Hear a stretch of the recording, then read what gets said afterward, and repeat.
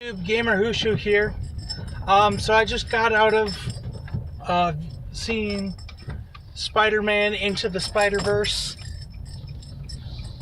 and I thought I'd do a quick little review like I did for Venom a couple months back. So Into the Spider-Verse is a really solid movie. It's really good.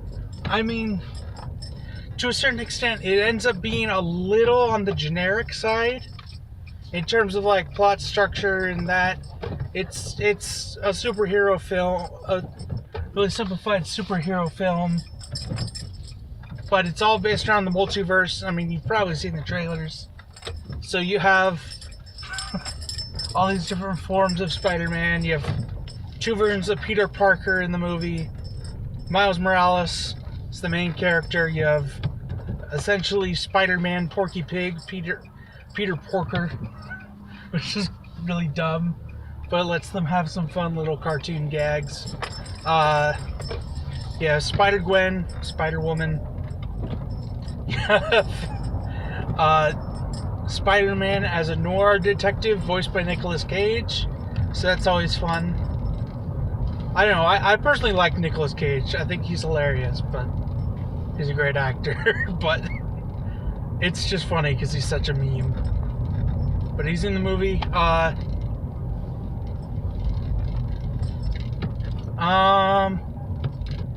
don't know, before, like I'm trying to get a lot of stuff out before I talk about the art style, because that's the main draw of the film. Is they made a full 2-hour film where pretty much every single frame of animation you could put up on your wall and it'd be a great, I don't know, it's just like, there's like an old, semi-old saying in the film industry that every frame should be a painting. Every frame should look good all by itself. And that's something that, I mean, that's hard. Because, I mean, if you do live action stuff, unless you're using, like, you're spending way too much time, you're going to have a lot of frames that are just like weird transition-y things where everything's motion blurred. But in here, because you're using, 3D animation and putting so much work into it, every frame looks good. Like, you could pause this movie. That'll be something that'll be kind of interesting when this movie comes out on digital and all that.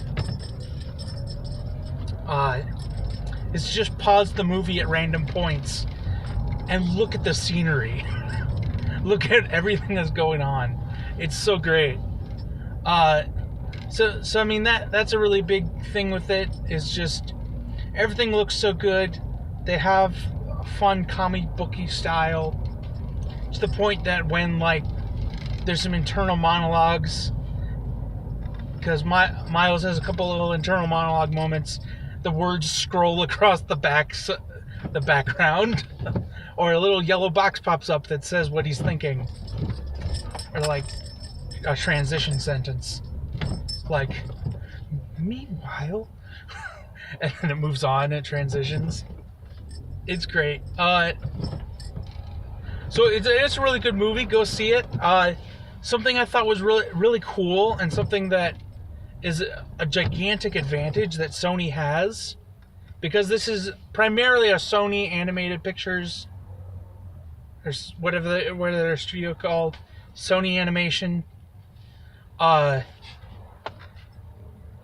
of course, so it's a Sony Marvel collaboration, just like Spider-Man Homecoming was. I think this one's a little more work on the Sony side, just pulling, I don't know. Marvel got second. It's the second slot in the credits in this movie. I don't know how much that matters. But so the big advantage is the movie is packed with like popular songs, popular music from the past couple years. I mean, you get stuff like St. Elmo's Fire just pops up out of nowhere, sometimes known as Man in Motion. There's like some mumble rap tracks, all these little things. And the thing is, Sony is a huge portion of the music industry these days. So Sony just owns the rights to those. So it's not even hard for them. They just call up the other half of the Sony music part of the company. Be like, hey, is it alright if we use these tracks? They're like, yeah, bro, do it. And they do it. It's that easy. That's something that Marvel can't do. Marvel has to license stuff from Sony to use music a lot of the time. So they really take advantage of that and just use familiar music and all sorts of stuff to just, throw it all together. Kind of ups. It makes the movie feel more modernly relevant because, you're having the sequence and, hey, it's that song that was super popular 2 years ago. I love that song. I'm entirely blanking on most of them. I remember saying Almost Fire. A couple other things. But they have a lot of fun with the whole multiverse aspect of it. One thing I was a little sad about is that they didn't also have a couple multiverse things with the villains, because it's just the heroes crossing over. Which makes sense within the story, because essentially the giant MacGuffin machine gets Spider-Man shoved into it, and essentially out pops that Spider-Man, plus, 6 others. Another Peter Parker, Porky Pig, Spider-Gwen, etc. The one that was really interesting to me is the Penny Parker. She's like a future Spider-Woman, Spider-Girl, who is just like a hacker and has a cool robot. Her like Spider-Bot, which has a real spider inside of it.